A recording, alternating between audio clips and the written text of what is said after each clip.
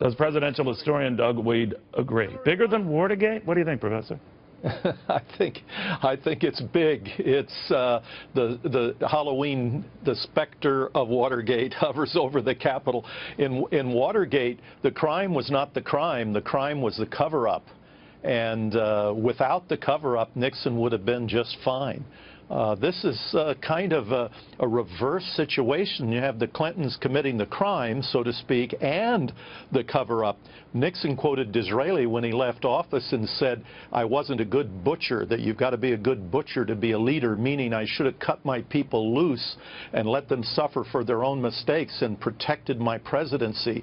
But with the Clintons, you have their own people smashing with hammers cell phones and eliminating emails and risking prison and bargaining with the FBI for their own immunity. You have the staff covering up for the Clintons, so it's kind of like the T-shirt's been pulled inside out and you can see the labels and the stitches. So it's like Watergate, but a little different. You know, you mentioned Nixon, and I always love when you go back in time because you're such a good historian here, but Nixon was famous in that David Frost interview for saying, "I gave them a sword." In other words, I gave them the means by which they would ultimately bury me. A lot of people are losing sight of, whatever you think of Comey's actions, that none of this would have happened if Hillary Clinton didn't have this darn private email server to begin with, so that she gave herself her own modern-day sword. What do you make of that?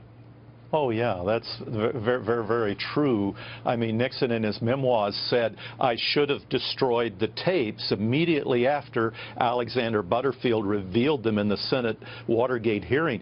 But never, never would he suggest that he burned the tapes after they'd been subpoenaed. That would have been a clear violation of the law. When they were subpoenaed, he gave over all the tapes, including the 18.5-minute gap. Nothing was withheld. But what happens now, though, Professor? I mean, when I look at this and think of the fallout, a lot of Democrats are complaining this isn't fair or right. Harry Reid going so far to say it's illegal. Lanny Davis on this show with me just a few minutes ago saying much the same thing. This is a very provocative move. Now, they didn't seem to mind it.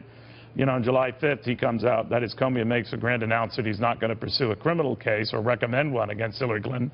Be that as it may, is it your sense now that this has even divided Democrats? Because just now we've heard from Josh Earnest more or less saying, look, Comey is a guy of integrity. I think he's trying to dial back a lot of this stuff, but no one's on the same page in that party. What do you think? Yeah, this is a definitive moment in our history as a people. We're going to become a country like some in Latin America and Africa and Asia, where the rule of law applies to some and not others.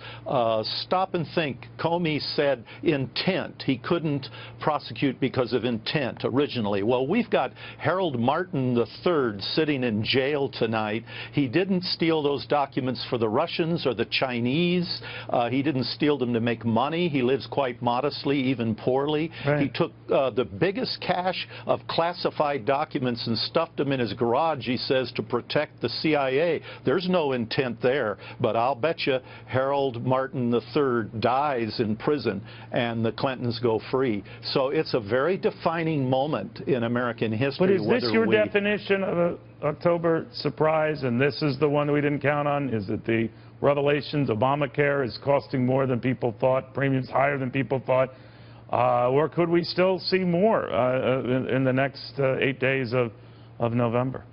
Oh, this is big. This is bigger than any October surprise we've had. Either the Clintons will land on their feet, as they have in previous scandals, or... But will it move the needle? Do you think it will move the needle and affect people's votes? What do you think? I think it will, but even if she wins, the Clintons could bleed out in the White House, and Tim Kaine could end up as president in some scenario, because this thing isn't over. That many emails, there's something there. Remember, Cardinal Richelieu said, give me 9 lines written by any man, and I can have him hung as a criminal. Imagine if you gave Richelieu 650,000 emails. I think he could find something.